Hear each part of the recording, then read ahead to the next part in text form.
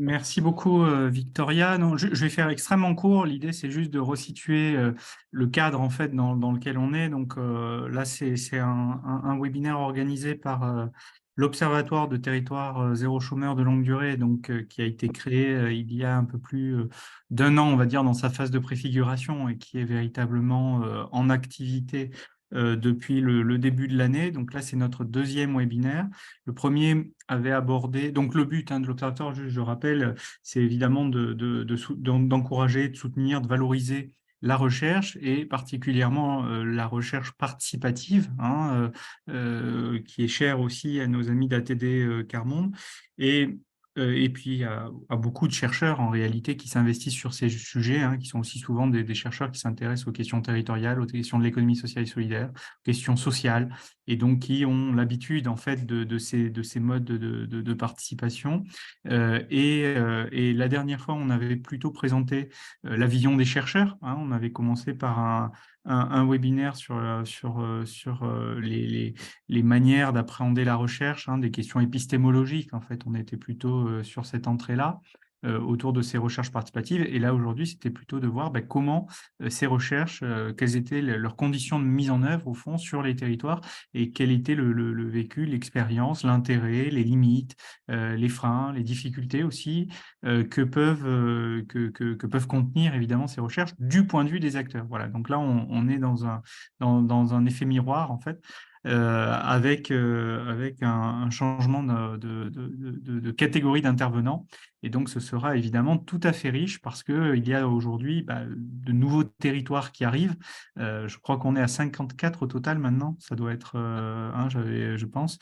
Donc, on a, voilà, je veux dire, il y a une croissance et on fait x5 quand même. Donc, il y a une croissance des territoires, des recherches qui se développent de plus en plus. Et donc, c'est important, je pense aussi, tant pour les chercheurs que pour les acteurs, de voir comment ça peut se mettre en œuvre. Je dis pour les acteurs parce que quel est l'intérêt pour eux, mais aussi pour les chercheurs parce que ça suppose évidemment des conditions préalables, des prérequis, une éthique de la recherche tout à fait particulière. Quand on travaille avec des acteurs, c'est pas comme quand on est totalement à distance.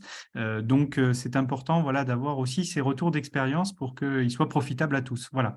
Donc, je vous remercie beaucoup. Et puis, je laisse surtout la main à Victoria, parce que c'est elle qui a été plus à la manœuvre. Et je la remercie de l'organisation de ce webinaire. Voilà, merci beaucoup. Eh bien, merci Timothée pour l'introduction. Alors, juste pour resituer, en fait, pourquoi ces trois territoires, avant de leur donner la parole, l'idée était de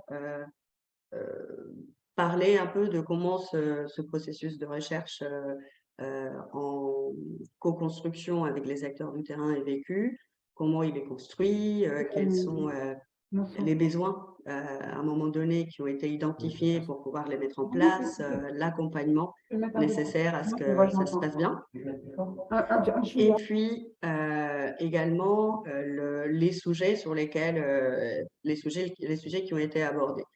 Donc, on a aujourd'hui donc 3 territoires. Bon, Aurélie, à un moment donné, j'espère qu'elle va pouvoir nous joindre. Il y avait donc Bouffémont, Attenville et Moiselles, qui fait partie des territoires qui est en projet émergent à démarrer un travail de recherche sur un sujet tout particulier, qui est la question de la santé. Mais là, je vais laisser Sabine s'exprimer à ces sujets. Et donc, il était intéressant aussi de voir ce regard de projet émergent qui se pose la question de la recherche, qui travaille avec des chercheurs et qui fait évoluer donc dans le temps, parce que c'est une recherche qui a duré plusieurs années, cette question-là. Donc, comment ça s'organise, etc. Pourquoi est un projet émergent? On se pose cette question et comment est-ce qu'on l'amène jusqu'au bout?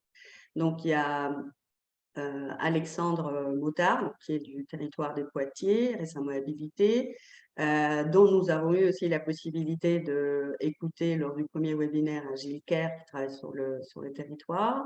Et donc, l'idée était désormais voilà, de croiser ces regards, de voir d'un point de vue du territoire la réflexion qui est portée sur la mise en place de ce projet de recherche et d'évaluation, parce qu'il y a plusieurs choses aussi qui se passent en même temps.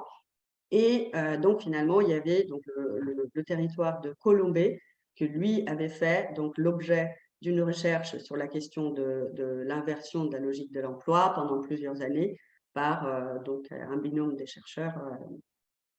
Voilà. Donc voilà le panorama qu'on voulait, présenter aujourd'hui, avec qui on voulait échanger.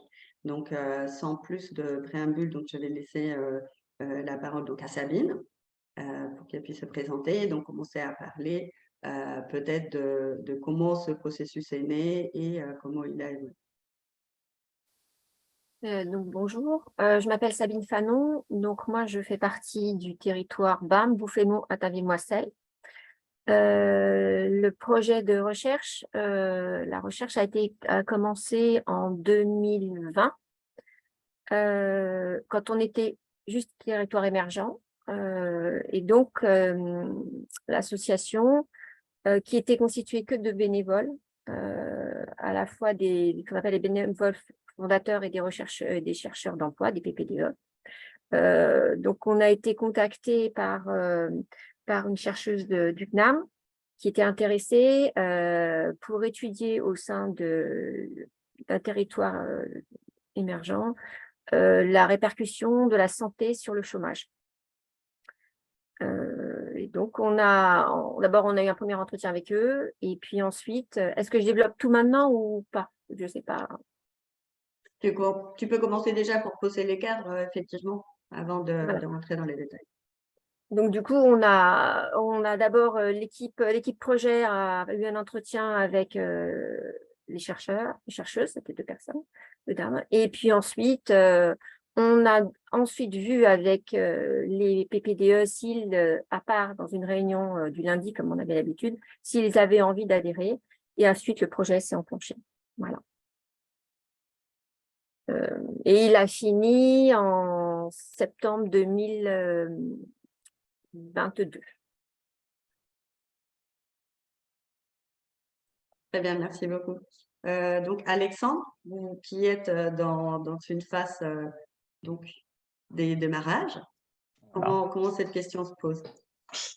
Donc, alors Alexandre Motard, moi je suis donc chef de projet sur l'association Chenel qui porte l'animation de l'expérimentation sur le territoire de Poitiers, qui a 2 particularités. Sur Poitiers, un territoire qui est assez grand, voilà, qui regroupe plus de 15 000 habitants, et qui a aussi comme particularité d'avoir lancé dès le départ 2 EBE en parallèle, une entreprise à but pour emploi dite production de services qui s'appelle Papiol, et une autre BE rattachée à un groupement d'employeurs des centres sociaux qui existait déjà en amont. Donc voilà pour les petites particularités. Donc nous, on n'est pas du tout encore dans une phase, on va dire, encore de travail effectif. On commence tout juste là, notamment pour l'association Chenel, par l'accueil d'un stagiaire du département que Gilles Kerr dirige, pour déjà un premier recueil de l'ensemble des données qui va nous permettre de voir si déjà on a les indicateurs. Donc ça, c'est la phase opérationnelle. Mais depuis le début, là, l'enjeu, ça a été, depuis l'habilitation, ça a été de construire un petit peu une note, on va dire, ou du coup un document cadre, en tout cas, pour savoir comment on allait opérer dans la construction de l'évaluation. J'y reviendrai peut-être un peu plus tard. Il y avait un terrain très propice, en fait, déjà, au préalable, pour que l'université et l'expérimentation travaillent ensemble. Et en fait, pour nous, j'ai envie de dire, ça a été quasiment une évidence que de toute façon, on allait s'associer notamment à une équipe. Alors, une équipe, on est très content d'avoir une équipe de chercheurs, enseignants-chercheurs qui va travailler avec nous. Voilà, mais en tout cas, la collaboration avec l'université nous paraissait évidente et était déjà, j'ai envie de dire, dans des process de collaboration sur le territoire qui sont actés depuis déjà de nombreuses années. Voilà, pour la présentation plus globale. Après, je pourrais détailler plus. Très bien, merci. Je reviens en fait sur le point donc voilà, il y a ce premier contact.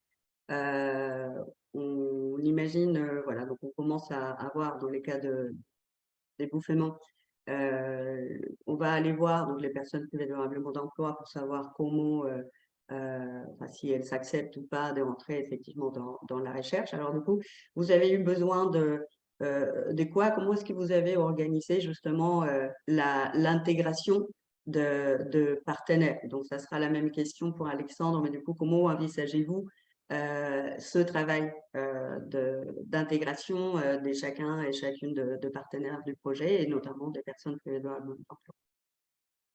Dans notre cas, donc, dans la recherche, il y avait différentes phases. Il y avait une phase avec des entretiens individuels, une phase avec des ateliers. Et donc, du coup, comme j'ai expliqué tout à l'heure, alors, ce que je n'ai pas bien précisé, c'est qu'à cette époque-là, on n'était pas EBE, on était uniquement territoire émergent. Donc, lors de réunions, les chercheuses sont venues, parce qu'on avait tous les lundis matins des réunions, elles sont venues, elles ont présenté leur projet, ce qu'elles recherchaient, les modalités à développer pour faire cette recherche. Et puis ensuite, nous, on a entre nous échangé sur est-ce qu'on avait vraiment envie de ce thème, la santé? Est-ce qu'on se sentait aussi capable parce que c'était sur 2 ans, donc de pouvoir continuer tout le temps? Est-ce qu'on avait d'abord l'envie de participer, le thème et la capacité de pouvoir répondre à leurs demandes? Donc, il y a certaines personnes qui étaient pour, d'autres qui étaient moins motivées. Donc, on a continué le projet avec les personnes qui étaient motivées. Comme c'est sur la base du volontariat, certaines personnes n'y ont pas participé, c'est ce qui est logique. Et puis ensuite, on a fait des entretiens avec Carole, uniquement sur la base du volontariat. Et on a évolué tout le long. Alors, les entretiens ont été faits à différents moments avec différentes personnes. Et nous, en même temps, on a évolué on était en plein milieu du projet, on a aussi pas mal évolué. Et puis, elles sont venues voir aussi ce que l'on faisait, ce qu'on travaillait, comment on vivait les choses. Il y a un point que j'ai pas développé tout à l'heure, c'est qu'avant qu'elles nous contactent, au sein même du projet, on avait déjà des activités tournées vers la santé, au sens large du terme.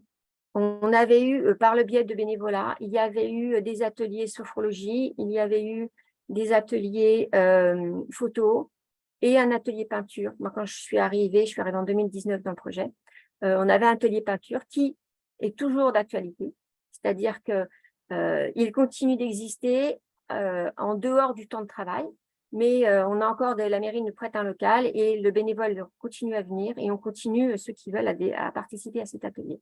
Donc, ça, c'est le premier point. Et on avait déjà envisagé, durant le projet, quand le BE ouvrirait, de développer la partie bien-être, santé au sens large, à travers une association, voire une association qui permet de faire des activités sportives. Et on avait contacté aussi une association de kinés. Ces 2 points-là, on ne les a pas encore développés, mais ils ne sont pas perdus, ils sont toujours dans l'ordre du jour. Donc, c'est pour ça que là, le projet qui portait sur la santé, ça nous a parlé. Et pour ça qu'on a adhéré. Voilà. Ce que je peux peut-être dire, alors nous, je redis, l'évaluation, elle est vraiment au démarrage. Après, l'implication des personnes, c'était quelque chose de très important dès le début, à un moment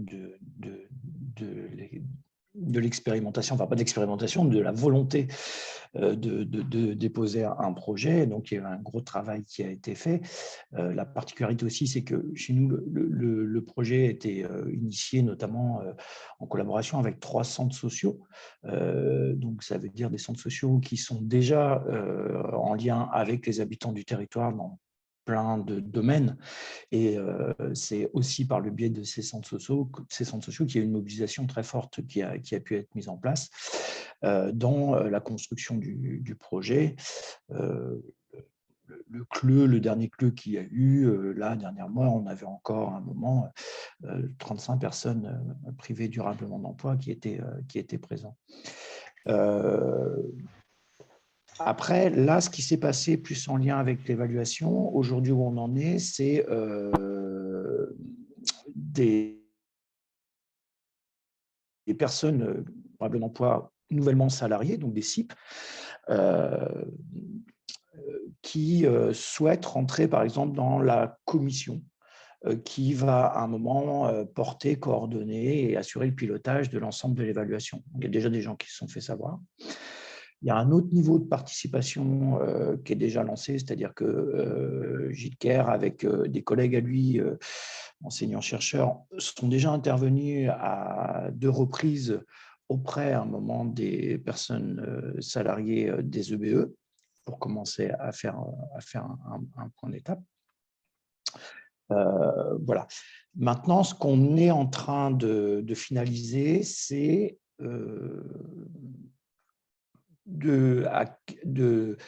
quelle ambition on peut se donner par rapport à une participation forte des premiers concernés dans cette partie d'évaluation. On est en train de finaliser ça. Il y a 2 temps qui vont avoir lieu au mois de juin, un avec aussi un TD40 Monde et un autre avec les universitaires pour un peu finaliser ça, parce que on ne souhaite pas, on aime bien avoir les moyens de nos ambitions. On ne souhaite pas se mettre à un haut niveau à un moment de participation des personnes à tous les endroits, sachant que derrière, on sait très bien que ça demande des ressources et des moyens importants pour que ça soit bien fait. Et donc, on souhaite que ça soit aussi bien fait. Donc là, on est un peu dans l'arbitrage de ce moment-là. Voilà, c'est-à-dire que nous, on attribue 3 niveaux d'évaluation. Alors, il y a 4 axes d'évaluation. Là, il y a 3 niveaux d'évaluation. Il y a un niveau d'évaluation qualitative, quantitative. On va retrouver, je dirais, peut-être un peu plus traditionnel, en tout cas, sur lequel, voilà, on est en train de travailler les données, les indicateurs, essayer de relever tout ce qu'il peut y avoir à un moment en lien autour de nos 4 axes et tout ce qu'on peut recueillir comme données. Et il y a une évaluation, alors on a donné comme nom l'évaluation sensitive, qui est l'évaluation, le nom de l'évaluation qu'on donne à un moment à 2 artistes qui vont être en lien aussi avec l'expérimentation, l'un qui devrait aller vers la construction d'une BD au moins d'une œuvre illustrée, et une autre qui va travailler plus sur un moment un suivi de portraits de personnes qui rentrent dans l'expérimentation, qui vont être suivies tout au cours du temps. Voilà. Et le 3e niveau, c'est l'évaluation participative, où là, c'est celle qui est en train d'arbitrer. Voilà, il y a l'envie, pour beaucoup de parties, d'être jusqu'à un croisement des savoirs, façon ATD, donc une méthode assez poussée, hein. Voilà, mais de savoir voilà, sur quelle dimension on peut la faire, tout ou partie, sur quel axe, voilà, autour de quoi on peut la faire exactement et quels moyens on aura pour pouvoir réaliser à un moment cette participation. Alors, ce n'est pas le croisement des savoirs, c'est une manière d'aborder les choses. Après, il y aura bien sûr de la participation à d'autres niveaux, autre que le croisement des savoirs, ne serait-ce que par la participation, par exemple, des personnes lors d'entretiens semi-collectifs qu'il peut y avoir avec les universitaires. Voilà. Merci Alexandre. Je vous propose d'accueillir donc Aurélie maintenant, qui nous a rejoint. Et donc Aurélie, je te laisse te présenter. Et puis on était donc sur la première partie, à savoir voilà comment on pose les cadres de travail sur les questions de la recherche, comment le contact a été fait et voilà, donc, on en était là pour te situer un peu. Oui, bonjour à tous et je vous prie vraiment de m'excuser pour mon retard. Je n'aime pas beaucoup ça et j'ai eu un empêchement. Merci Victoria. Donc moi je suis chef de projet sur le territoire du pays de Colombey et Sud-Toulois en Meurthe-et-Moselle. Donc habilitée lors de la première vague de l'expérimentation. Et dès, on va dire, la mise en mouvement du territoire en 2015, on a été interpellé par 2 chercheurs de l'Université de Nancy, qui sont Jean-Pascal Igelet et Mathieu Béraud, du laboratoire de sciences sociales. Un plutôt sur le côté économiste et puis Mathieu qui est économiste et Jean-Pascal sociologue. qui se sont intéressés à ce projet, qui s'appelait d'ailleurs pas encore Territoire zéro chômeur même, donc à cette idée de concevoir l'emploi comme un droit. Et dès le début, ils ont participé à différents moments que vivaient les acteurs du territoire sur la mobilisation des privés d'emploi, sur la mobilisation des employeurs potentiels, des clients potentiels, sur le portage territorial de ce projet en 2014 et 2015. Au départ, leur centre d'intérêt reste sur l'évolution du travail, la relation à l'emploi, et on les a accueillis, on va dire, comme acteurs à part entière de ce qu'ils pouvaient, et comme contributeurs pour nous apporter ce qu'on pouvait comprendre de ce qui allait se jouer sur le territoire. Voilà. Donc ça, c'était en 2014-2015, là aussi avec un accès sur les personnes privées d'emploi sous réserve de leur volontariat pour réaliser des entretiens de parcours, de pourquoi ce projet-là pouvait les intéresser, qu'est-ce qui ferait qu'ils seraient volontaires pour participer à ce projet et être demain salariés d'une entreprise à but d'emploi. Voilà, et comment chacun pouvait co-construire l'entreprise à but d'emploi. Aujourd'hui, au fur et à mesure, quand on a été habilité, le territoire a mis en place une commission mémoire qui a réuni différents acteurs, notamment des personnes privées d'emploi,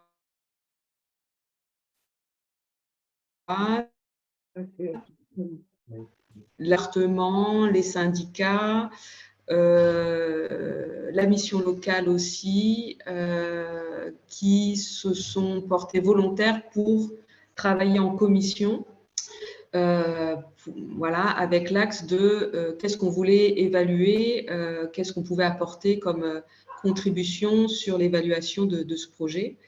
Et on a défini un peu notre chaîne de création de valeur qu'on souhaitait suivre tout au long de l'expérimentation.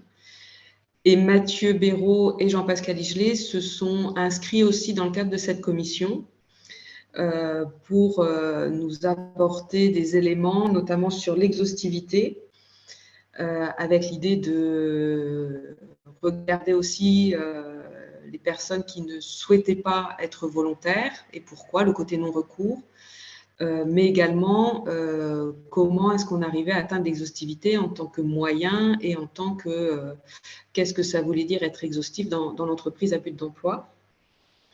Et Mathieu Béraud plutôt sur l'angle comment est-ce qu'un territoire arrive à définir la supplémentarité d'une activité, d'un emploi. Voilà. Donc, quel était le processus de décision, le jeu d'acteurs autour de cette supplémentarité d'emploi.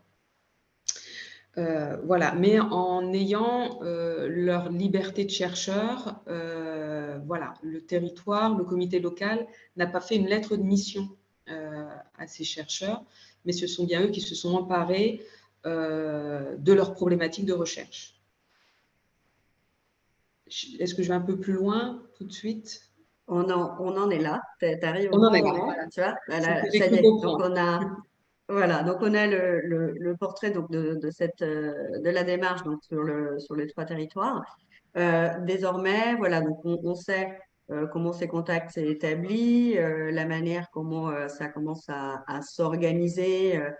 Et vous me corrigez si je me trompe, mais j'ai l'impression que un premier point désormais qui s'annonce comme un point important dans ces dialogues entre la recherche et les territoires, c'est bien celui des sujets portés en commun. Donc, dans la question de la santé, j'entends qu'il y avait déjà une identification forte de ce sujet-là, et donc la recherche, elle vient aussi adhérer à un intérêt important pour le territoire. Alors, sur les questions de sujets, des thématiques qui ont été abordées, dans les cadres des Poitiers et des Colombais, comment ça s'est organisé?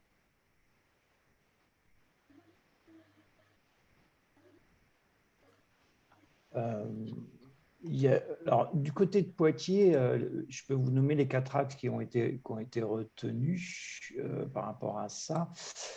Les 4 axes de l'évaluation, c'est l'évaluation de l'impact sur les premiers concernés, voilà, donc de l'expérimentation, hein, bien sûr. Le deuxième, c'est l'évaluation de l'impact sur le territoire.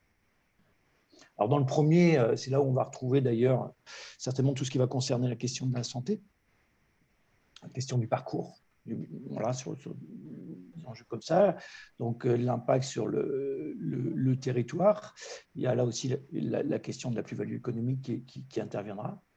On a aussi le troisième acte, l'évaluation de l'impact sur les politiques publiques et ses acteurs. Donc, comment, en fait, il y a transformation sociale dans l'organisation même des acteurs territoriaux qui interviennent sur cette question de l'emploi, pour le dire autrement. Et le quatrième axe, qui est l'évaluation des modalités de fonctionnement des futurs EBE, notamment sur la dimension du management, de l'organisation des équipes et du travail. Voilà, donc là, on va être plus vraiment sur la question organisationnelle et de voir comment, en fait, ces systèmes-là font sens ou moins sens, qu'est-ce qu'ils produisent, qu'est-ce qu'ils ne produisent pas.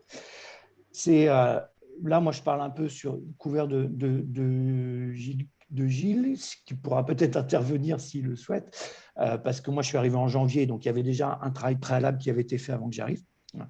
Ce que j'ai compris, en tout cas, c'est qu'il y a eu d'abord un travail qui a été fait par un peu les centres sociaux sur un moment ce qu'ils souhaitaient regarder.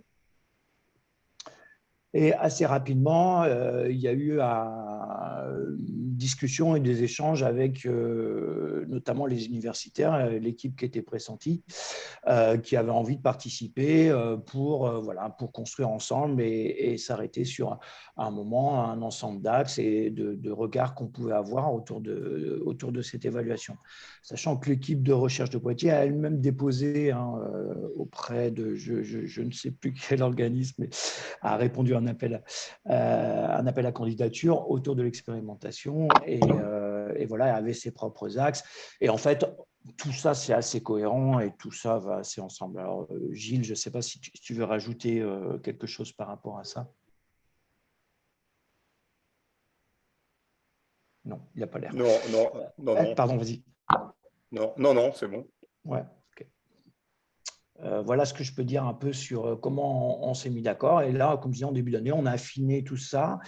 Et avec cette question sur comment on va animer, coordonner, piloter tout ça. Avec au début deux choix. C'était soit de fonctionner par type type d'évaluation, comme je disais tout à l'heure, donc qualitative, quantitative, participative et sensitive, ou par axe. On est plus en train de prendre la direction finalement d'une évaluation par axe, voilà, qui est en train d'être fait avec donc des référents, une co-référence entre, on va dire, équipe projet et universitaire sur chaque axe, de référents. Et tout ça se retrouve au sein d'une commission voilà, qui a office de piloter un peu plus globalement l'ensemble du travail qui va être réalisé. Voilà, j'espère que je réponds à vos questions. Merci Alexandre. Aurélie ? Oui, donc sur le territoire de Colombey, vous m'entendez? Oui. Très bien. Oui, j'avais l'impression de vous perdre. En fait, au départ, on s'était réunis donc en commission mémoire. On a pu s'organiser et s'appuyer grâce à l'accueil d'étudiants universitaires pour lesquels on établissait cette fiche de mission sur l'évaluation. Et donc, pendant plusieurs années, on a pu accueillir des étudiants sur cette mission évaluation. Donc, on a peu de moyens, malheureusement. Et ça fait 2 ans aujourd'hui où nous n'avons plus accueilli d'étudiants.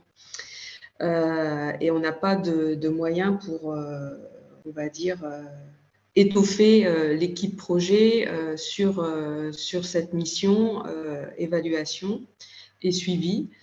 Donc concrètement, on bénéficie en fait des apports de l'équipe universitaire sans contrepartie, quoi. C'est un peu la faiblesse qu'on a, nous, sur notre territoire, quoi. C'est qu'on ne peut pas dégager de moyens sur cette mission-là et on le regrette fortement parce que ça permet de prendre du recul sur ce qui se joue, de comprendre les enjeux et de redéfinir le cap de l'expérimentation au niveau du territoire et du comité local pour l'emploi, en fait, sur la stratégie d'atteinte d'exhaustivité, qu'est-ce que ça veut dire être exhaustif, et puis quelle dynamique se joue sur la supplémentarité des emplois et la création d'activités supplémentaires dans les entreprises à but d'emploi. Voilà, donc là, c'est plutôt un regret sur notre territoire de ne pas avoir de moyens alloués à ce sujet.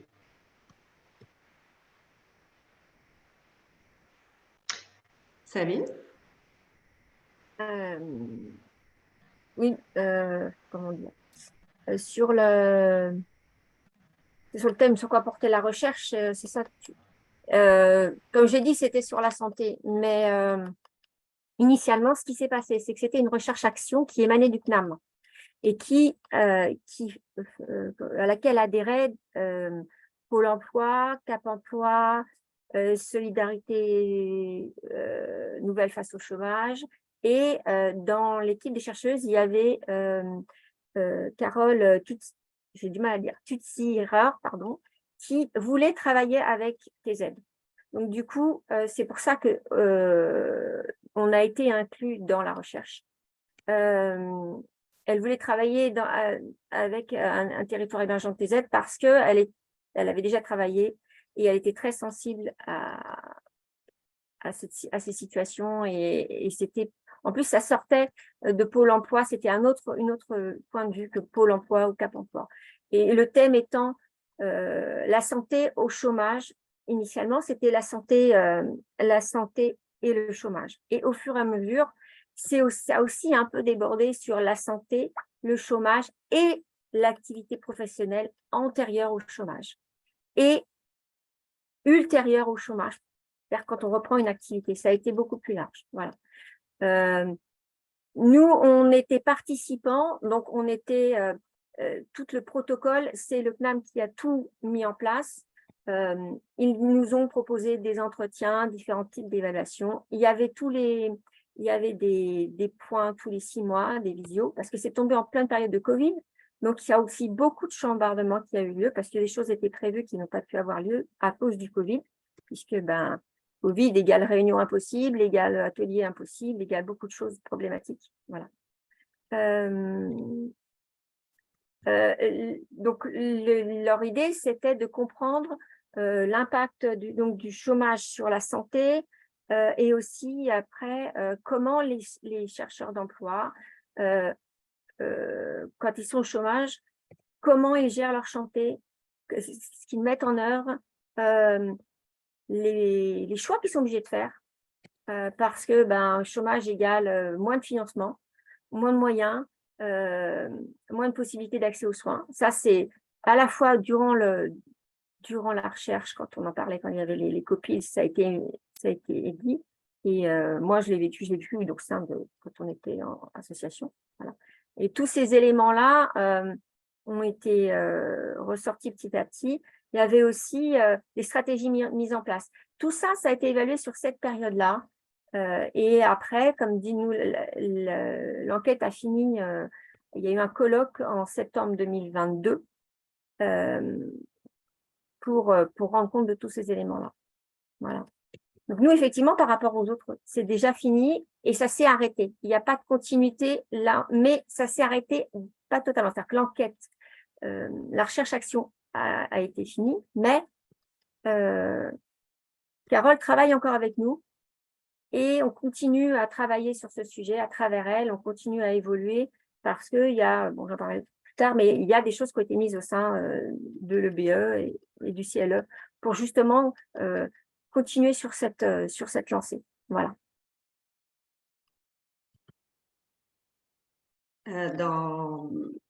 Là, on voit que voilà, il y a des concertations à faire, des points de rencontre à trouver, des organisations aussi à mettre en place, parce que effectivement, il y a des entretiens individuels, mais il y a des temps collectifs, voilà.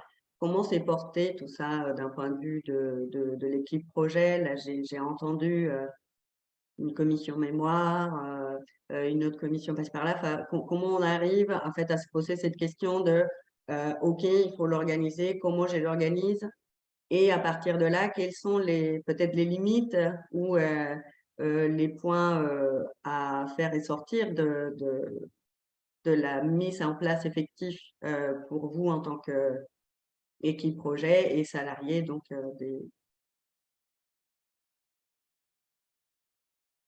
moi, nous, ce qui s'est passé, donc c'était en réalité au sein de l'équipe projet, il y avait deux personnes référentes qui faisaient le lien entre l'équipe du CNAM de recherche et notre à ce moment-là territoire émergent. Il y avait Daniel Croquette qui est l'une des personnes qui a créé l'association et puis moi qui était PPDE à ce moment-là et qui avait émis le souhait parce que c'était un thème qui me tenait à cœur, et qui me tient encore à cœur, la santé. Et donc, du coup, on mettait les liens.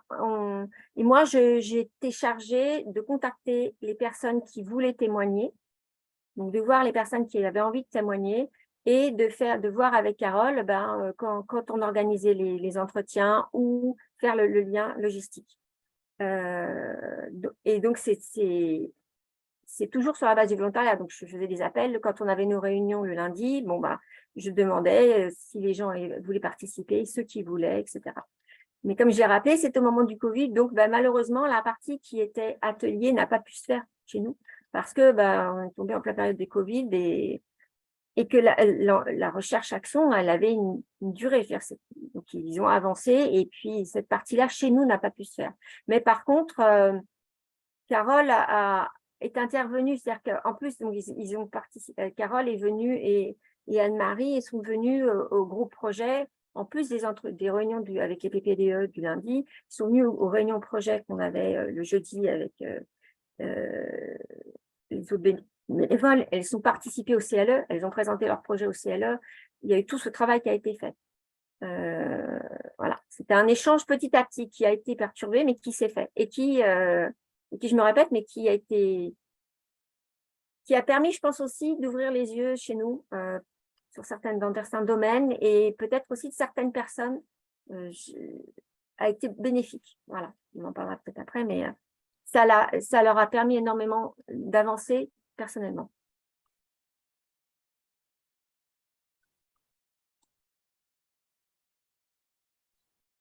Alexandre, allez-y.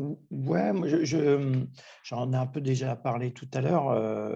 Il y a ce qu'on a déjà fait, puis il y a ce qu'on imagine. Aujourd'hui, là, on est en train de constituer, on va dire, réfléchir à la constitution des commissions donc des sous-commissions par axe de travail, qu'on va appeler groupe de travail tout simplement. Comme je disais tout à l'heure, voilà, en fonction des personnes qui vont être présentes, on va devoir voir et prendre le temps entre parenthèses, d'acculturer un petit peu tout le monde à cette histoire de l'évaluation. Voilà, c'est-à-dire, on a des partenaires de collectivités qui ont envie d'y participer, conseil départemental notamment. Voilà, on a des personnes. Donc, une fois qu'on aura ces conclusions, je pense qu'on n'a pas, on est encore dans ces cours de discussion-là avec l'université, mais il va falloir voir à un moment quel degré est minimum et indispensable à tout le monde d'avoir en connaissance sur les enjeux de l'évaluation. Un petit peu d'outillage, de méthodologie quand même pour suivre un petit peu ça et de pouvoir suivre le travail. Encore une fois, voilà, c'est toujours intéressant d'avoir des personnes très différentes à toutes les étapes, mais ça demande effectivement, du coup, dans la méthodologie, de prendre en compte leur niveau de connaissance à la base et qu'on soit bien tous après un petit peu armés à discuter à armes égales, en tout cas sur les enjeux qu'il va y avoir demain ou les choix qui peuvent être faits, d'orienter plus sur ça. Nous, on sait qu'on a un gros travail de collaboration de toute façon entre chaque groupe de travail parce qu'il y a des données qui vont forcément servir dans plusieurs domaines. Donc, voilà, il y aura besoin d'une intelligence assez fine et d'une collaboration assez importante à la fois entre les axes et un pilotage assez fin pour qu'on n'ait pas les mêmes discussions tout le temps voilà, dans 4 endroits, mais qu'on puisse effectivement être assez fluide autour de ça. Il y a vraiment un gros enjeu local autour de cette question de l'évaluation. C'est quelque chose sur lequel il est convenu qu'on mette de l'énergie. Voilà. Donc, moi, dans mon temps de travail, c'est sûr qu'il y a un temps qui va servir à ça. Par contre, ça ne suffira pas. On cherche aussi des ressources, comme j'ai déjà pu le dire, même si on est nombreux, et peut-être encore plus parce qu'on est nombreux, on cherche des ressources, parce que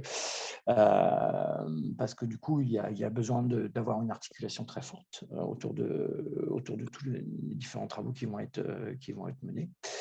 Et voilà. Et en plus, là, on parle nous, de la partie évaluation la plus importante, mais au-delà de ça, on va participer à d'autres temps d'évaluation, voilà, qui vont être aussi construits un peu en parallèle, sur lesquels on souhaite s'impliquer, d'autres temps d'évaluation où il y aura aussi une participation forte des gens concernés. Voilà. Donc l'idée, c'est un peu les sujets sur lequel on souhaite à un moment emmener les personnes. On peut peut-être le dire quand même, sur lequel on souhaite emmener le plus de personnes et leur donner le plus de place. On voit un enjeu autour, comme je disais tout à l'heure, du management, de l'organisation, de l'animation d'équipe, l'organisation. Là, on se dit que voilà, il y a pour nous un enjeu à avoir la vision qu'ils peuvent avoir de ce type d'organisation qui va être mise en place. Voilà, volonté d'entreprise inclusive. En tout cas, qu'est-ce que ça signifie et comment c'est vécu, quoi. Il y a ce regard-là. Puis un autre, effectivement, sur après, très clairement, sur l'impact que le travail, que tout ça peut avoir sur les personnes directement concernées qui ont vécu de manière soit pas très longue, de manière très très longue, cette privation d'emploi. Voilà ce que je peux dire.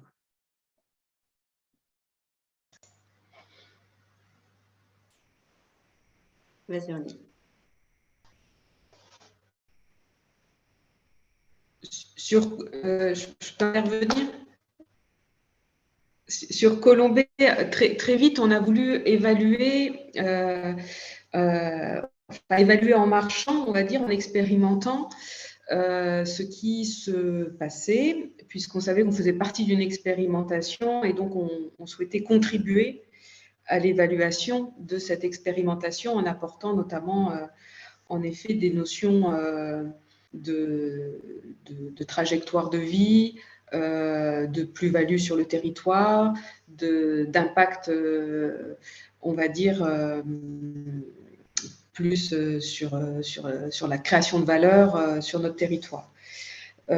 Donc très vite, les membres du comité local pour l'emploi ont créé une commission mémoire, comme je le disais tout à l'heure, donc composée de personnes ressources, donc des universitaires, de l'INRS, du conseil départemental qui souhaitait aussi regarder finement cette expérimentation. La mission locale, Solidarité Nouvelle face au chômage aussi, qui fait partie de cette commission, et puis la communauté de communes. On a accueilli différentes personnes ressources aussi au fur et à mesure des sujets traités. Mais l'idée de cette commission, c'est bien de revenir au moins une fois par an en CLE, en assemblée plénière, pour faire état de leurs réflexions, de leurs travaux, de leur analyse sur avec les deux sujets phares que sont est-ce qu'on atteint l'exhaustivité et donc qu'est-ce que recouvre cette question-là et comment on a créé de l'emploi supplémentaire au sein des entreprises à but d'emploi. Voilà. Et du coup, de l'organisation entreprise à but d'emploi. Voilà. Malheureusement, comme je le disais aussi, je suis obligée d'en parler, c'est poser la question des moyens affectés à cette mission-là, qui repose essentiellement aujourd'hui sur des conventions pour accueillir des stagiaires au niveau de l'université. Donc, on n'a pas de moyens dédiés à la fois pour cofinancer la recherche aujourd'hui, on va dire, libre de nos deux universitaires qui nous suivent depuis le début, ou d'accueillir, d'étoffer l'équipe projet. Voilà. Par contre, ce qui est intéressant, c'est que dès le début, le fait que le comité local pour l'emploi mette cette question de recherche, d'évaluation faisant partie de nos missions,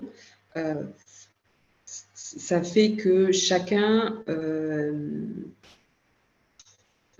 y participe volontiers, on va dire. Concrètement, on a fait passer des questionnaires co-construits avec l'INRS et les chercheurs à l'ensemble des salariés et on a un taux de retour de quasiment 100%. Vous voyez, enfin, on a quelque chose de porté collectivement et où chacun est sensibilisé à l'intérêt de participer et de contribuer à cette évaluation au niveau local. Voilà ce que je peux préciser. Bon, si on suit un peu l'évolution, quels sont ces enseignements que vous en tirez en fait de cette expérience, de ce partage, de cette co-construction? Alexandre, pour toi, moi, j'orienterais plutôt la question à aujourd'hui, qu'est-ce qui fait que sur un territoire qui réfléchit à la mise en place d'une évaluation de la recherche avec le projet que vous souhaitez faire, est-ce que vous avez déjà des éléments que vous pouvez en tirer en termes de votre réflexion? Qu'est-ce que ça vous apporte déjà rien que poser les choses, d'essayer d'organiser, d'identifier ce sur quoi vous allez travailler, etc. Donc, je vous laisse prendre la parole spontanément.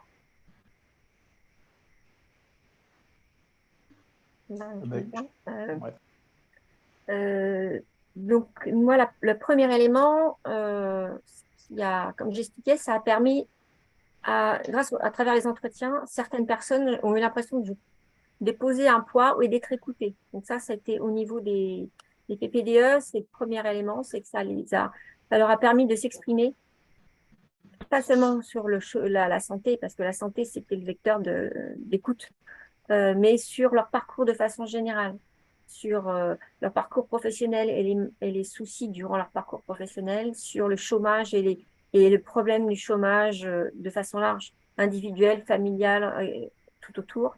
Et également ce pourquoi ils rejoignaient ce projet, comment ils investissent, ce qu'ils y voient, ce qu'ils y projetaient. Donc ça a été un premier élément. qui n'était pas ce qui n'était pas totalement le but de la recherche, mais ça a permis ça, au moins au niveau des chercheurs, des demandeurs d'emploi.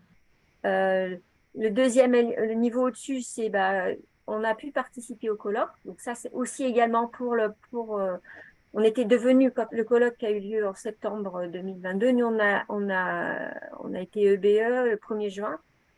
Donc, ça nous a donné une finalité et ça a permis, comment dire, une vision, ça nous a porté plus haut et je pense que pour tout le monde, ça a montré que ça valait le coup, quoi, de ce qu'on a fait, de s'investir. Parce que ça allait loin et que ça portait loin. Le colloque, il a été sur 2 jours, il y a eu énormément de gens, c'est un public très vaste. Donc ça, voilà, ça a permis de faire ressortir ça. Le troisième élément, c'est que les personnes qui, initialement au sein de l'association, comme Jacques et d'autres personnes, et puis Carole, entre autres, qui ont été initialement dans la recherche-action pour la santé, ça leur a permis de se rencontrer. Et puis, des personnes comme moi, ça a aussi permis de se dire il faut continuer dans cet axe. Parce qu'initialement, quand on était simple territoire émergent, comme je l'ai expliqué, on avait eu des actions vers les salariés, le bien-être de façon très large. Et c'est une autre façon de gérer, de voir sa période de chômage ou même une activité professionnelle maintenant, ça s'ouvrir sur d'autres choses. Et ça a confirmé qu'il fallait continuer. Donc, il y a eu une commission d'évaluation qui a été créée au sein du CLE, dans laquelle les membres sont Carole, la chercheuse du CNAM, Jacques Ley, qui est le président de l'association. Il y a aussi la municipalité. Il y a aussi Pôle emploi, il y a aussi les membres du groupe projet, la présidente de l'entreprise, et puis les salariés. Et donc, ils ont leur souhait maintenant, c'est justement à travers d'étudier à la fois d'étudier et à la fois d'apporter. C'est-à-dire qu'ils étudient comment les salariés vivent leur travail, c'est l'entreprise, la gestion de tout ça. Et également, le but, c'est comment dire, comment ils vivent le travail, ce qu'on peut apporter, ce qu'on peut développer. Mais également, l'idée, c'est que ces notions, ces éléments soient portés à la connaissance de l'entreprise. Et que à la fois les membres de la direction, à la fois les salariés réfléchissent à travers ces démarches sur ce que ça leur apporte, ce qu'on peut changer dans l'entreprise, ce qu'on peut faire évoluer, tant en termes de bien-être, de poste de travail, de vision du travail, la vision du travail nouvelle, la nouvelle vision qu'on peut construire. Et voilà, ça, c'est important parce que ça permet de continuer. Et l'avantage, c'est que c'est fait partie du CLE. Donc, quand on parle de financement, c'est intégré dans le CLE. On n'a pas actuellement, c'est fait avec les membres du CLE. Voilà. Et ici, il y avait aussi d'autres personnes du CCAS qui participent, par exemple, aux entretiens qui vont être évalués, qui vont être faits. Donc, qui ne sont pas dans l'entreprise même, qui sont dans le CLE et qui rentrent dedans, qui ont souhaité rentrer, des personnes de mission d'insertion qui ont souhaité participer à ces entretiens, à ces élaborations. Donc, ce n'est pas des personnes qui étaient dans la recherche initialement, dans la première recherche de la santé.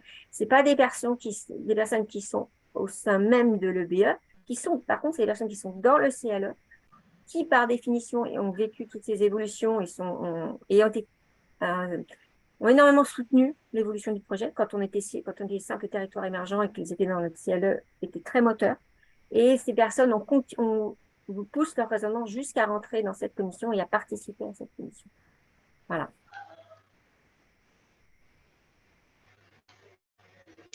Moi, je veux bien rebondir sur ce que disait Sabine parce que je partage, je partage l'apport que ça a sur les territoires en fait.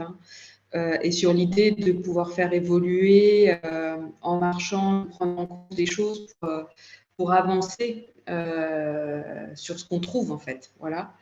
Donc nous, c'est vrai que c'est aussi ce sentiment, la recherche a permis de partager ce sentiment de vivre une aventure un peu particulière. Voilà. À tous, et notamment aux acteurs du territoire, et ce qui a permis aussi de fédérer beaucoup d'acteurs autour de ce projet. Aussi les personnes privées d'emploi, les salariés des entreprises à but d'emploi, de se dire qu'on construisait quelque chose de nouveau ensemble. Et ça permet aussi de prendre du recul sur ce que l'on vit. Voilà, l'apport de la recherche permet de prendre du recul, de lever un peu le nez du guidon et de voir ce qui se joue en termes d'articulation, de tension, voire de conflit, et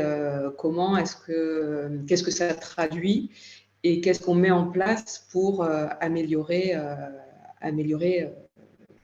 le système, cette architecture quand même qui est complexe de l'expérimentation entre le comité local, l'équipe projet, les entreprises à but d'emploi,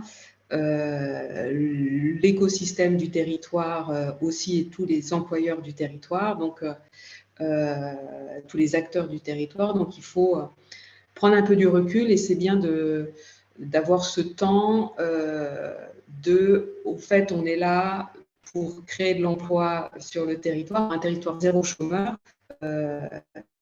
C'est plus large qu'un CLE, une équipe projet et de prendre du recul et de la hauteur. Donc c'est vraiment un apport important, je trouve, quand on est dans le faire au quotidien.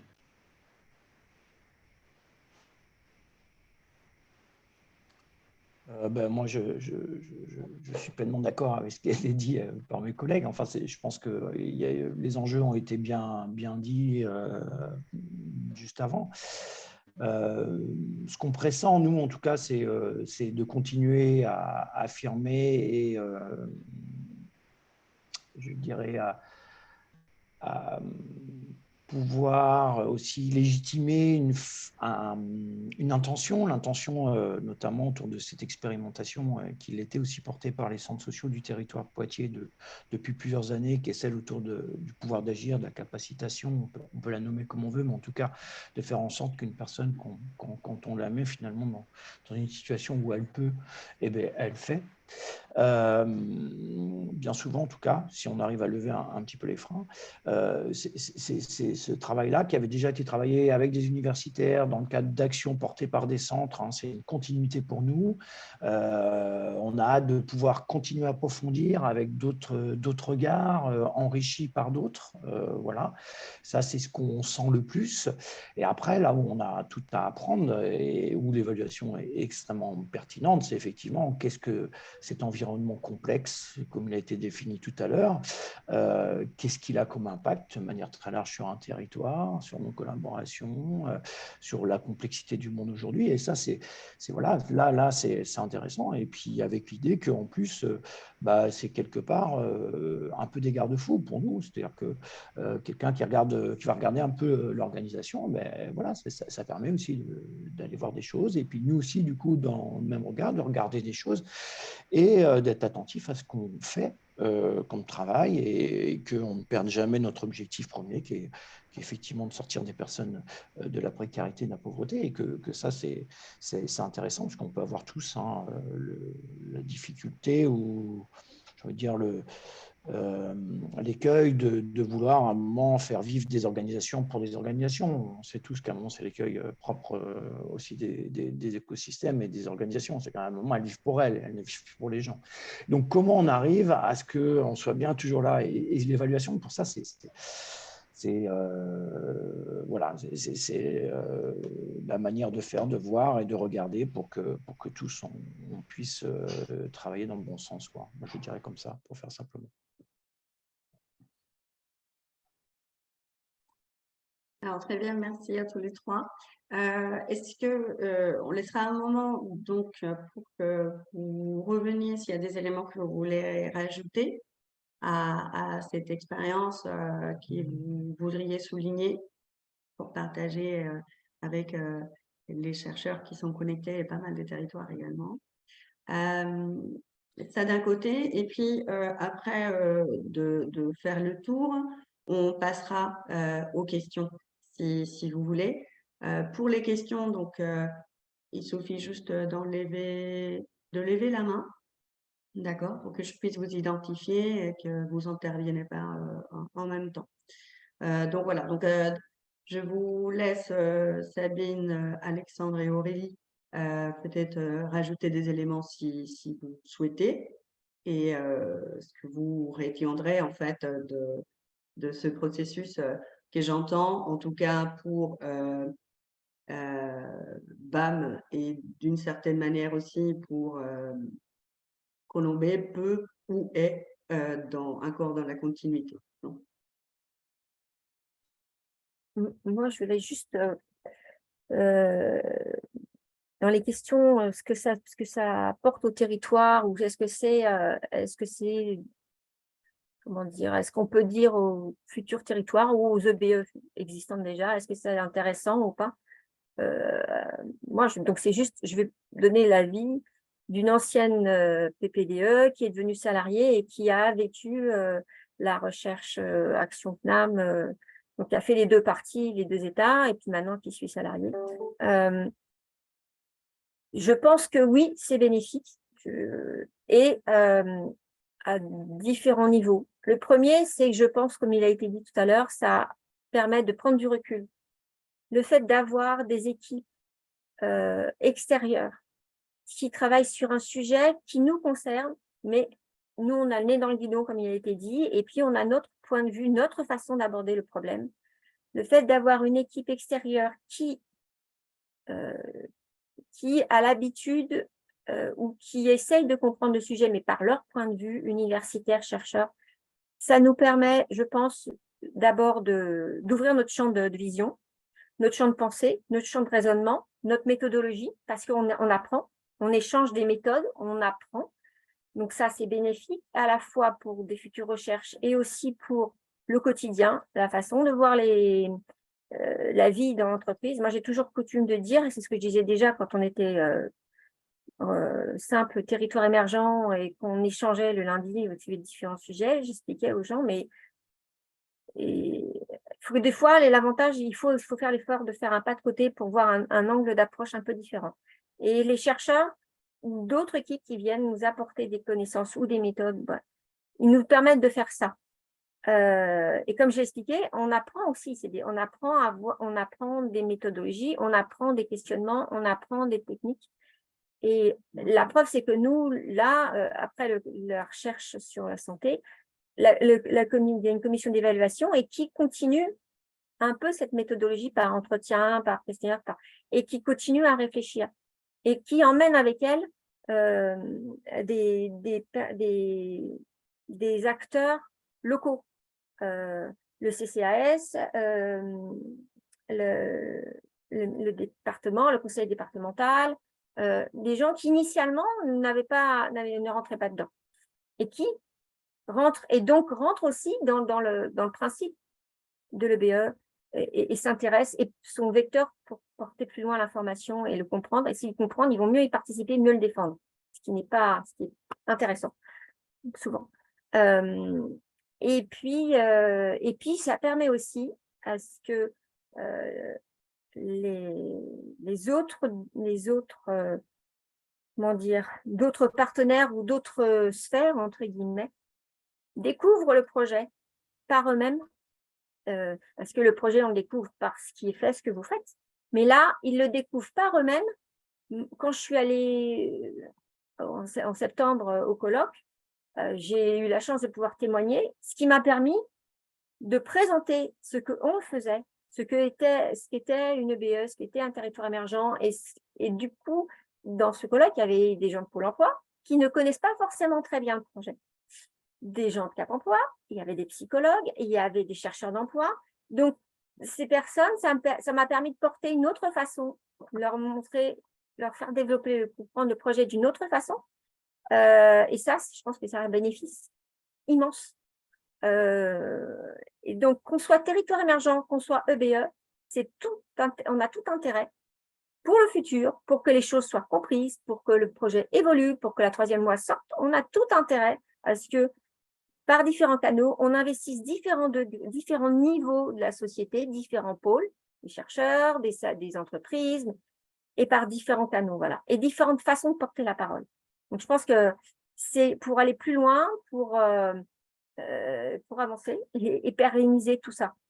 Le premier niveau, c'est soi. Le territoire requiert, on sort des capacités, des connaissances, des apprentissages. Et le deuxième niveau, c'est intéresser, façon de parler.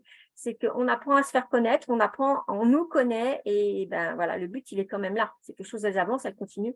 Et voilà, c'est surtout ça, l'idée. Merci beaucoup, Sabine. Alexandre, Aurélie? Oui, pour ajouter quelque chose, c'est vrai que l'apport des chercheurs permet de prendre du recul, ça c'est important dans ce que tout au long de ce que l'on vit, voilà, depuis ces 6 ans maintenant. Sur le fait de pouvoir présenter le projet, ce qu'il a en commun et ce qu'il a de spécifique aussi, pourquoi c'est intéressant de créer des territoires zéro chômeur et de rendre visible ce que l'on fait. Nous, on a eu la chance sur le territoire de Colombey, l'opportunité, la chance de rencontrer l'association Autour du 1er mai, qui réalise en fait des films avec cette idée de croisement des savoirs entre les chercheurs et les personnes concernées par les sujets, et donc là notamment par la privation d'emploi et la précarité. On a pu, au cours de cette réalisation-là, qui s'est fait en 3 volets, un premier volet où les réalisateurs sont venus découvrir la fabrique, l'entreprise à but d'emploi. Un deuxième volet où ils ont rencontré l'économiste Florence Génicatrice sur sa recherche particulière en tant que chercheuse.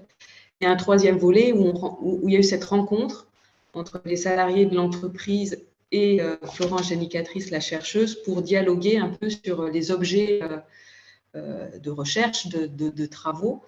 Et c'était intéressant, et on est en train de construire un 4e volet, pour tout vous dire, j'en dis pas plus, sur l'impact notamment de territoire zéro chômeur sur différentes sphères, notamment la création de valeur, globalement. Et c'est vrai que de pouvoir se faire rencontrer les concernés, on va dire, les travailleurs des entreprises à but d'emploi avec une chercheuse, c'était intéressant d'avoir l'incarnation en fait de la recherche et de comment ce que l'on vit permet d'alimenter une réflexion de recherche. Voilà. Donc le croisement et la rencontre de ces deux mondes était fort intéressant, et de voir qu'il faut se rencontrer pour créer quelque chose ensemble. Voilà. Les chercheurs ont besoin des personnes, et les personnes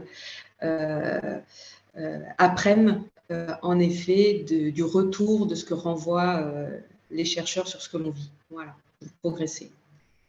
Je crois que il y a eu plusieurs diffusions, et c'était intéressant d'échanger suite à la diffusion de ce film avec les salariés en premier lieu, mais aussi à différentes occasions, des projections diverses qu'on a pu faire, que ce soit à l'IRTS, qui est l'Institut des travailleurs sociaux, au département, à des journées sur l'économie sociale et solidaire. Voilà, ça permet de rendre visible et lisible ce qu'on est faire sur nos territoires, je crois.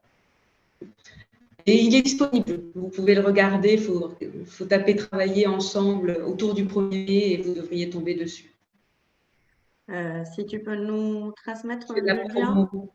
on pourra par la suite le mettre aussi en annexe de l'enregistrement. Ok, Victoria, je te transmets ça. Super.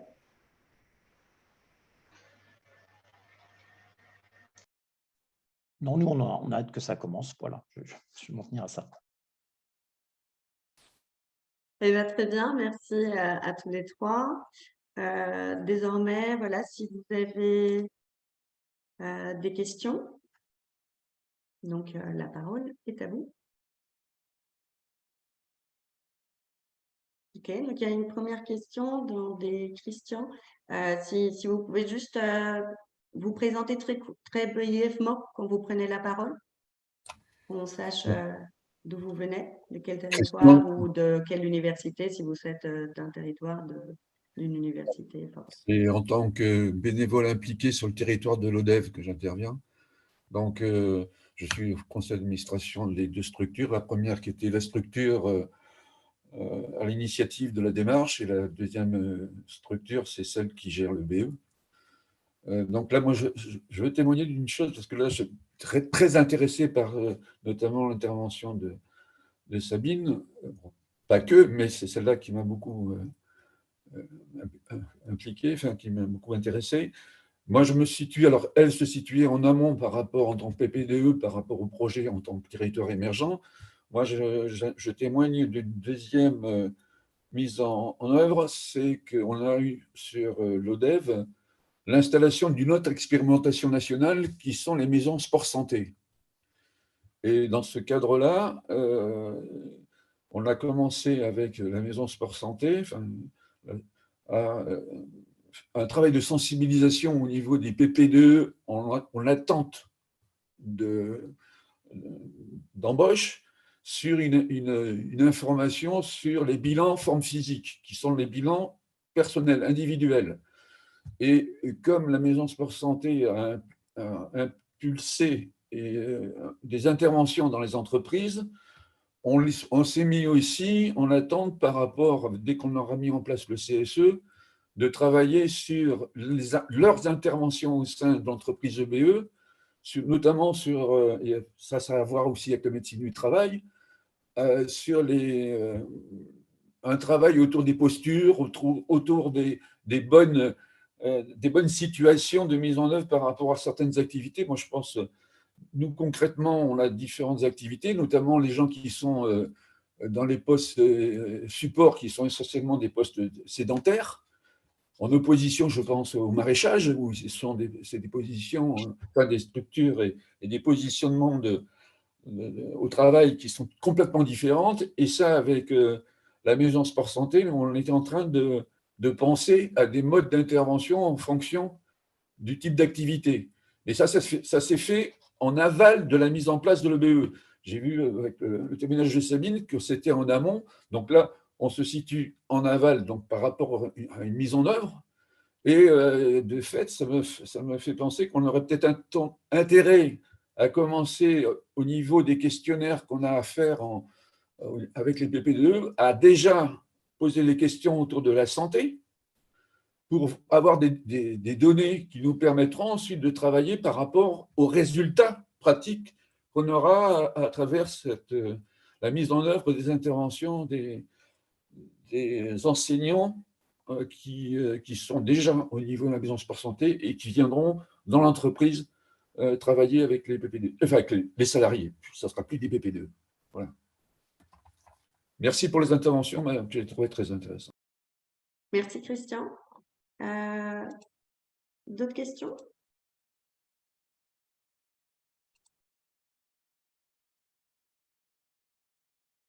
Alors, je ne vous vois pas tous sur mon écran.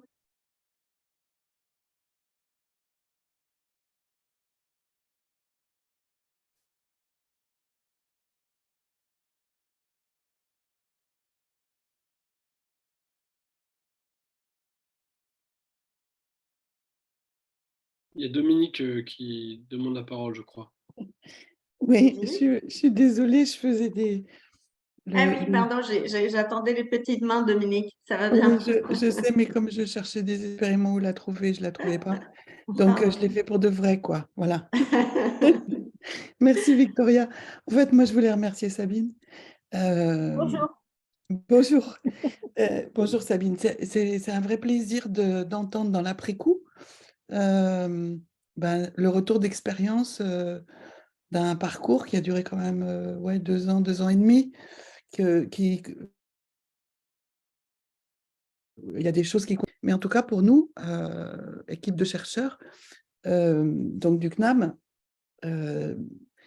c'est très important de voir comment, dans l'après-coup, on peut faire une sorte de bilan de ce processus, parce que en fait, on est parti avec l'idée qu'on fait de la recherche-action, parce qu'on fait toujours de la recherche-action, et donc nécessairement une recherche participative, avec l'idée que les chercheurs savent un certain nombre de choses, mais que les personnes concernées, pour reprendre l'expression consacrée, en savent plus que nous sur beaucoup de choses, et notamment sur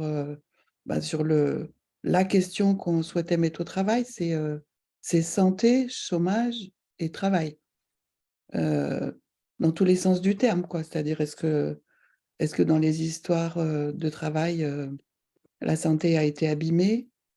Est-ce qu'au chômage, on se récupère ou on se dégrade encore un peu plus au plan de la santé? Est-ce que le fait de s'engager dans des activités,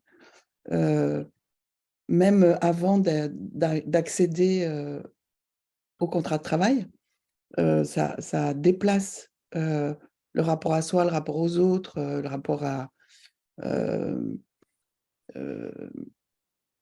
à la vie, on peut dire.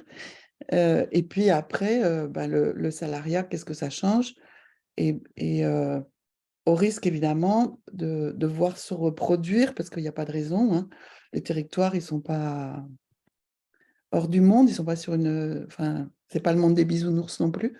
Donc, on peut aussi penser que les EBE peuvent... auraient intérêt à se poser la question de est-ce que le travail sert à la santé, contribue à développer la santé, ou fragilise à nouveau la santé, quoi. Avec toutes les questions du coup qu'on retrouve dans le champ santé et travail, la division sexuée du travail, âge et travail, travail qualifiant, requalifiant, développement de compétences, développement de soi dans le travail, ou infinie répétition des mêmes activités, sentiment d'appartenir à, d'être écouté, enfin blabla. Donc, je ne veux pas être très longue, je voulais juste dire que la santé, en fait, comme on l'entend en tout cas en clinique du travail, ce n'est pas simplement l'état de santé somatique ou psychique. La santé, c'est une construction tout au long de la vie, mais une construction qu'on ne peut jamais faire seul.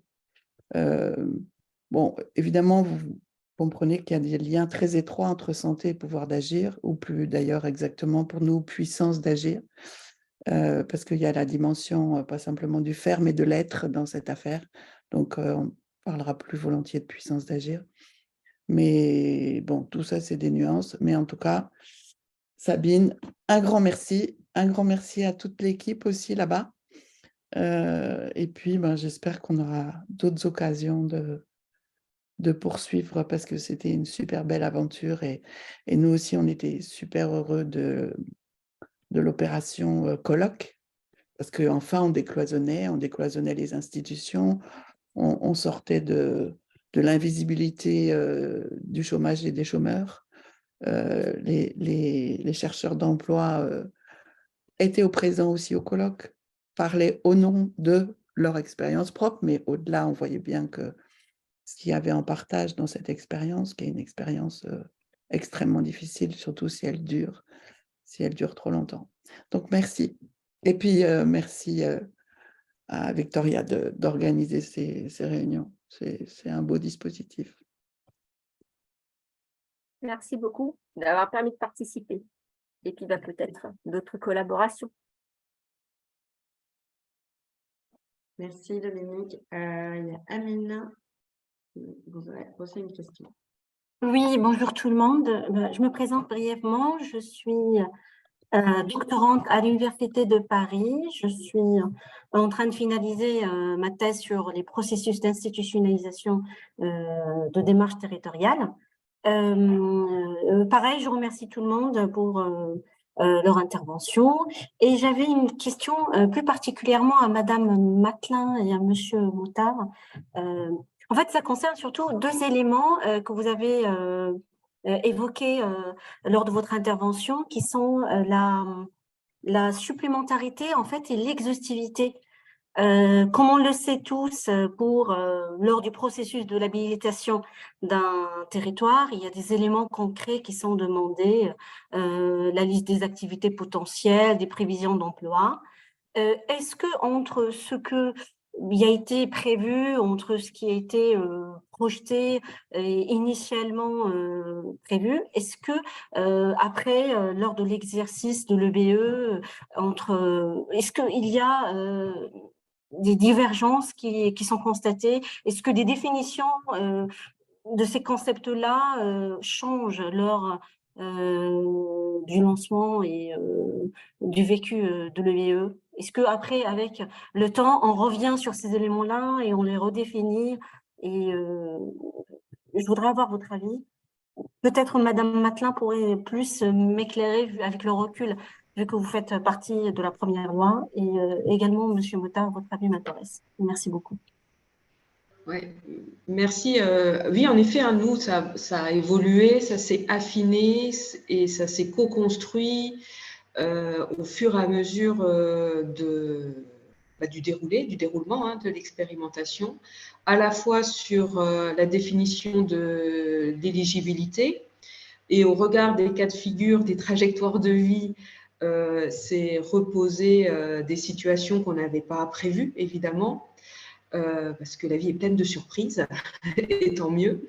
Et en effet, on a retravaillé, alors c'est vrai qu'on a retravaillé sous forme de commission, puis après les décisions se prennent en assemblée plénière quand il s'agit de redéfinir l'enjeu d'exhaustivité ou l'enjeu de supplémentarité des emplois. Et puis, sur la supplémentarité des emplois, nous, chaque activité nouvelle est validée là aussi par le comité local hein, pour l'emploi.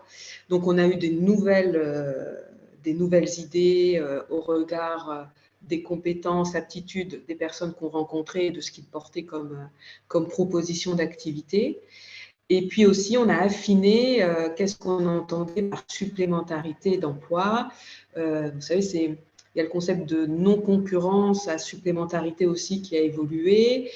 Du coup, comment la réponse portée par l'entreprise à but d'emploi pouvait être co-construite avec les acteurs, c'est-à-dire en termes de typologie de clients, en termes de territorialité des activités, en termes aussi de synergie avec les acteurs existants, les acteurs économiques existants. Voilà, donc ça s'est affiné et on va parfois dans des niveaux de détail très fins. On fait de la dentelle beaucoup. Donc, oui, ça a évolué et je dirais que c'était bienvenu que ça évolue. En tout cas, pour nous, on l'a vécu comme ça. J'espère que j'ai répondu, Amina. Oui. Merci beaucoup. De notre côté, c'est pareil. La question de l'exhaustivité est à prendre en compte. Elle a besoin d'être vraiment affinée parce que cette perception-là, déjà, je pense qu'entre toutes les expérimentations, elle n'est pas la même. Nous, en plus, sur le territoire, on est sur un quartier, on est sur des territoires où il y a 3 QPV, donc quartier politique de la ville. Ce qu'on sait, de par à un moment la connaissance des acteurs qui interviennent déjà, ils sont toujours sur ce territoire, c'est que dès que les gens changent de situation, ils souhaitent déménager. Ça veut dire que, de fait, en fait, on va avoir des gens qui vont revenir, parce que les gens, au moment où ont des situations qui vont s'améliorer, vont partir. Et c'est-à-dire que nous, la question de l'exhaustivité, aujourd'hui, on essaie d'aborder en se disant que ça va être des choses qu'on va chercher à viser, mais qui aura du mal à être atteint un jour et qui va être en perpétuel recommencement, parce qu'on est sur des territoires qui impliquent cela par le fait où à un moment, ça reste des quartiers pauvres, et que du coup, dès qu'on commence à être un peu moins pauvre, on ne va pas y rester. Sur la question de l'exhaustivité, il y a le travail aussi, ça va être pour nous, la définition qu'on en fait, c'est se donner la possibilité de faire une proposition à chaque personne qui habite le territoire. Donc, ça veut dire que c'est des systèmes de porte-à-porte avec du travail de fond très important. Encore une fois, ce n'est pas les 3 salariés de Chanel qui vont pouvoir faire ça tout seuls. Donc, c'est des ressources dans les centres sociaux et demain, des ressources dans les EBE pour pouvoir effectuer ce travail de fond, parce qu'on souhaite faire un travail de fond, mais qu'il faudra reprendre, parce qu'une fois terminé, en fait, il sera juste bon à recommencer. Donc voilà, mais on reste dans l'idée en tout cas d'aller faire une proposition à chaque personne qui le souhaite sur l'ensemble de ce grand territoire. Alors 15 000 habitants, mais après, il y a des endroits où on va aller plus vite que d'autres, c'est sûr, sur ces territoires-là, parce qu'ils ne sont pas tous dans la même situation. L'exhaustivité, elle est importante à définir, c'est un vrai enjeu, notamment dans les discussions qu'on a avec les partenaires de l'emploi et avec les acteurs de l'emploi. La place qu'on prend autour de ça. Nous, on essaye d'être très vigilants sur ce qu'on est et ce qu'on n'est pas, surtout par rapport aux autres acteurs de l'emploi. Et donc, ça passe aussi par des définitions sémantiques assez claires, entre des termes d'accompagnateur, d'orienteur. Voilà, donc on essaie de faire attention aux termes qu'on emploie et notamment pas être sur ces termes-là. On veut bien faire de la mise en lien, par contre. Et on peut travailler à la mise en lien. Par contre, voilà, on n'a pas d'accompagnement global, pas d'accompagnement sociaux, on n'est pas des ASP. Enfin, voilà, il y a tout un tas de choses dans lesquelles on souhaite nous mettre. Après 50 ans de politique publique d'accompagnement à l'emploi, c'est logique. Mais voilà, comment on reste extrait de ça? On fait encore un lien avec l'évaluation, parce que je pense que ça a un intérêt aussi de regarder ça.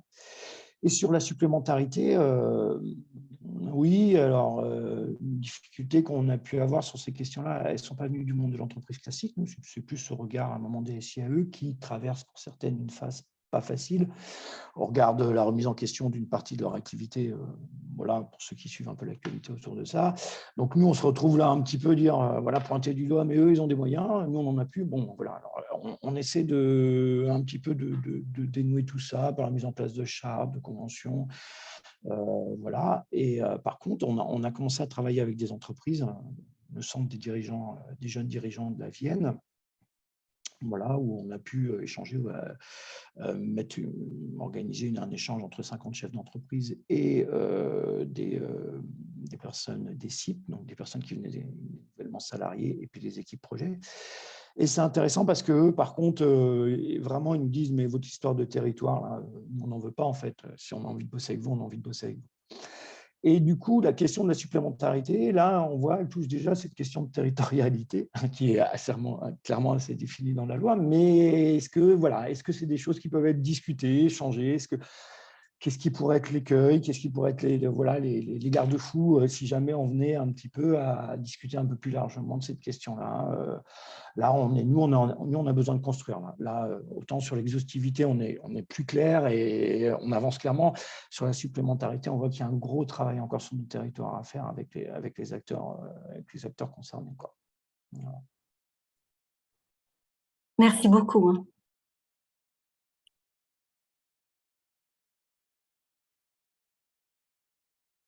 Est-ce qu'il y aurait d'autres questions?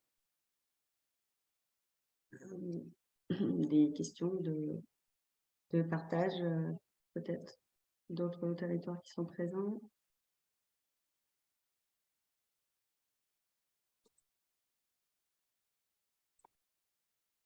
Bon. Eh bien, sur ce, donc merci à toutes et tous ceux et celles qui sont restés donc connectés jusqu'à la fin. Merci à Sabine, à Aurélie, pour qui c'était un peu compliqué. Je la remercie énormément de nous avoir rejoints. Et d'Alexandre également, de nous avoir voilà, donné votre votre expérience et de partager avec nous ce que vous avez vécu et ce que vous vivez actuellement en fait sur ces questions et de nous donner des éléments à réfléchir ensemble de comment on continue à construire ces ponts et les lieux de rencontre entre la recherche et le projet. Peut-être avant de se quitter, donc rappeler 2 dates à venir au niveau de l'Observatoire. Il y a la date du 23 juin où on souhaiterait, à différence de ces 2 premiers webinaires où on a parlé des méthodes, désormais aujourd'hui on a parlé de comment c'est vécu au niveau des territoires. Pour ce 3e webinaire, on avait l'intention de sortir un peu du projet et de donner la parole à la philosophie sociale, voir ce qu'elle peut nous apporter dans la réflexion globale autour du projet. Donc, ce sera le 23 juin. Si tout va bien, enfin, on espère que la date pourra se maintenir, mais sinon, on reviendra vers vous tout de même pour vous communiquer la date définitive. Et un 4e webinaire qui sera donc les débuts de tout un tas de webinaires thématiques qui sera consacré à la transition écologique dans le projet. Et donc, ça sera plutôt en novembre. Mais tous ces éléments-là seront donc sur le site de TZ, à la page de l'Observatoire. Tout comme l'enregistrement de ce webinaire, et c'est lui du premier. Vous allez pouvoir les retrouver sur le site.